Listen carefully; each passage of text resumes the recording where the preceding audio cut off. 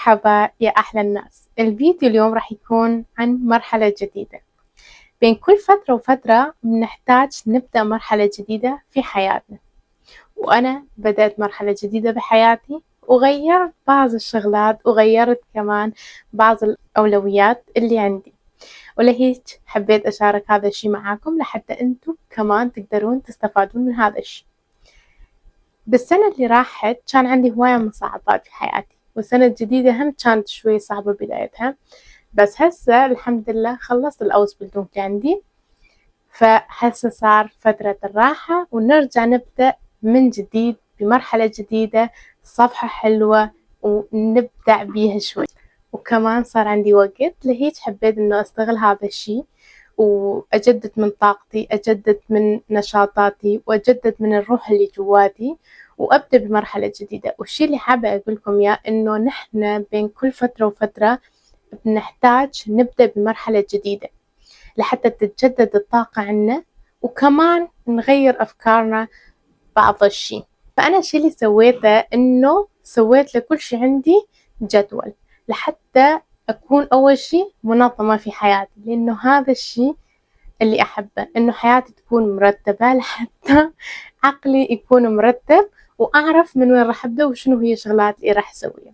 فاللي بنصحكم إن أنتوا كمان تسوون نفس الشي.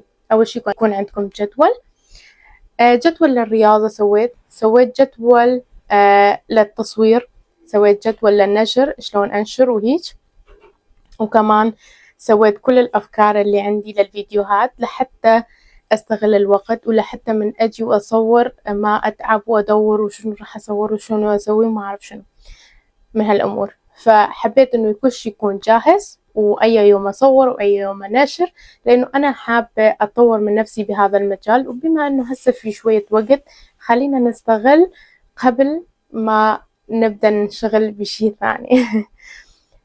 فأول شي تقدرون تسوون هذا الشي، الجدول والترتيب والنظام، هذا كلش مهم صدقوني، لأنه وقتها راح تحسون إنه راسكم صار يرتاح. فسووا هذا الشي. والشي الآخر اللي كمان لازم نسويه، ندور على نشاط لحتى نحرك جسدنا شوية، بغض النظر شنو هي النشاط اللي تريدين تسويه، إن كان رياضة نوعا ما، أو مثلا سباحة، ركض، أو نادي، أو بالبيت تسوين تمارين، أو رقص، أو حبل. أكو أنواع الرياضة تقدرون تسوونها بالبيت وبرا. فأنا كمان سويت جدول لهذا الشي، لأنه أنا حابة أرجع أبدأ أكون نشيطة أكثر من قبل. وأنا يوم يومي بلعب رياضة، يعني عندي كذا نوع رياضة بسويهم، فأنتم هم تقدرون تسوون هذا الشي. والشي الآخر إنكم تاخذون لكم وقت خاص تقعدون مع نفسكم، تخلصون من الطاقة السلبية اللي عندكم، تخلصون من الضغوطات اللي تراكمت عليكم لحتى تتجدد الطاقة. فكل يوم خذوا لكم شوية وقت، اعملوا تمارين كمان للتنفس. هذا الشي كلش مهم وبيفيد هواية. أنا بفترة من فترات حياتي سويته وكلش استفادت عليه، وحابة هسه أرجع أكرر هذا الشي. هسه دا أسويه شوي شوي، بس صراحة بعد ما دخلت بالموضوع بشكل عميق إنه صار خلاص روتين، لا بس حابة أسويه روتين. سووا هذا الشي. في بعض الناس راح يقولوا هسه نحن ما نعرف شنو هي الشغلات اللي نتحققها. في بعض الناس راح يقولوا نحن ما نعرف شنو الهوايات اللي عنا، شنو نحب وشنو ما نحب. وكمان لما تقعدون مع نفسكم راح تكتشفون هذا الشيء. مو أي حدا يعرف شنو يريد من الحياة، ومو أي حدا يعرف شنو يحب وشنو يكره. فلما تجين وتقعدين مع نفسك وتسألين نفسك شنو تحبين، ما عندك جواب، عادي ماكو مشكلة.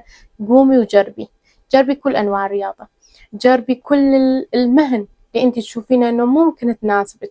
حتى نحن بالأوروبا يعني عنا الفرصة انه نسوي كذا براكتيكوم بكذا مكان حتى نشوف شنو نحب. تقدرون تسوون هذا الشي. جربوا أي شي تريدون لحتى تكتشفون أنتوا شنو تحبون. وصدقوني لما أنتوا تتحركون وراسكم يكون مشغول ويصير عندكم شي بالحياة، ومو بس قاعدين على التخت وملل وتباعون على الإنترنت، راح تجيلكم الأفكار وراح تكتشفون نفسكم بهاي الطريقة. لما أنا أقعد من الصبح للمساء على الإنترنت أشوف الناس شو تسوي، أو أشوف أفلام أو إلى آخره، ما راح أكتشف نفسي. بس لما أنا دا أكون دا أشتغل على نفسي، دا أكون دا ألعب رياضة أو أحرك جسمي أو أتمشى أو دا أسوي أي شي، وقتها راح تجيلي الأفكار، تجي فكرة ورا فكرة، وكل فكرة تجيكم اكتبوها على الورقة، وبهيج راح تكتشفون نفسكم، راح تعرفون انتم شنو تحبون شنو ما تحبون، شلون تجددون طاقتكم، شلون تقدرون تبدأون مرحلة جديدة. ماكو شي اسمه أبدأ من بداية السنة وانتظر لنهاية السنة. صح، أنا بنفسي سويت هاي لوحة مال الأهداف لسنة كاملة، ولوحتي موجودة، بس بين كل فترة وفترة أنا بحتاج شخصيا أجدد من نفسي، أشوف شنو هسه صار دوره ولازم أركز عليه أكثر من اللي قبله، شنو هسه تخلصت منه والحمد لله وفيني أسوي الخطوة الثانية، شنو اللي أقدر أأجله بعد شوية. فهيجي لازم تسوون، يكون عندكم نظام كامل، شنو المهم وشنو شوية أقل أهمية وشنو اللي تقدرون تخلونه بعد كم شهر. فهيجي راح تطورون من نفسكم. بس إنه تكتبون شي تريدون تحققوها من بداية السنة لنهاية السنة، لا تباوعون عليه ولا تجددون طاقتكم ولا تشوفون شنو هو الشي اللي حققته والشي اللي ما حققتوه وشنو هي كانت المصاعب وشنو هي كانت الشغلات الحلوة، ما راح تقدرون تحققون أي شي. فلازم يكون في مراجعة للنفس، ونحن بشر، نحن مو آلهة لحتى نشتغل على طول، نحن بنمرض ونحن بيصير عنا مشاكل وبيصير عنا ضغوطات، فبنحتاج نتوقف. ولما توقفين خذي نفس عميق وتوقفي، إن كان لأسبوع أو أسبوعين لشهر عادي. أنتي هسه محتاجة توقفين، خلاص وقفي كل شي، وبعدين ارجعي تنفسي وخططي وابدئي من جديد، تشتغلين على نفس الشغلات اللي كنتي تريدينها بس تبدئين من جديد. كل مرة تحسين إنه خلاص ما عندك الطاقة، تريدين الاستسلام، بهاي اللحظة ارجعي بلشي من جديد. وأنا هيجي هسه جايدة أسوي صراحة، ولهيج حبيت إنه تكون أول فيديو رجعت بيها على اليوتيوب، إنه هاي الفكرة تكون مرحلة جديدة بحياتي، وأشارك أفكاري معاكم، وأشارك بعض الشغلات اللي أنا دا أسويها بحياتي، بلكي أنتم هم تقدرون تستفادون. لأنه نحن أحيانا بيكون عنا الإمكانية، بيكون عنا كل شي نريده، بس نحن محتاجين فكرة بسيطة وتجي على مخنا ونبدأ بيها. فإن شاء الله تقدرون تستفادون من هذا الفيديو، وأعطوني أنتم كمان آراءكم، وعملوا لي أنتم كمان شنو تسوون لحتى تجددون طاقتكم، يمكن أنا هم أقدر أستفاد من هذا الشي. وأبقوا بخير حبايبي، وراح نلتقي بفيديو جاي.